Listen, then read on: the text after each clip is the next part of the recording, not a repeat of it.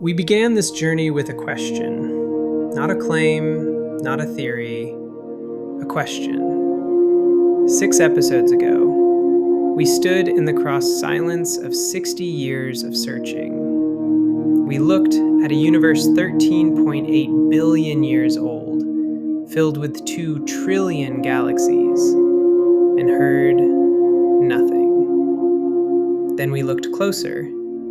Then we looked closer. We found a genetic code astonishingly close to the most efficient among millions of possible alternatives. A cognitive explosion with no clear trigger.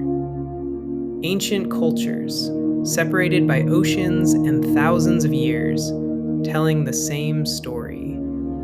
Patterns that science acknowledges but is not yet fully explained. We are not claiming these patterns have one answer.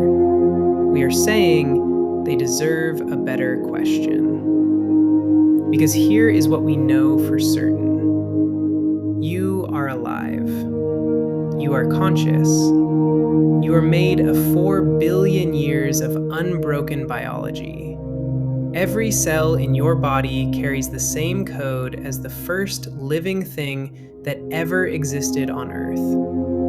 You are the continuation of something that has never stopped. And now, for the first time in the history of this planet, your species has the power to decide what happens next. You can send probes to other worlds. You can carry life beyond this atmosphere. You can become exactly what this series imagined. The ones who came before, whoever they were, made a choice. They looked at a silent universe and chose to fill it with something.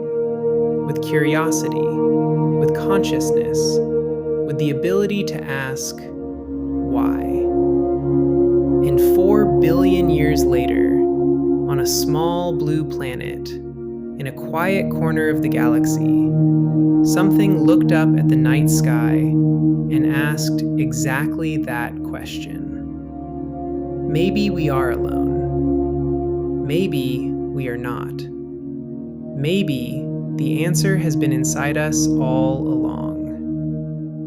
But this much is certain. We are here. We are conscious. We are asking. And somewhere in this universe, that might be the most extraordinary thing that has ever happened.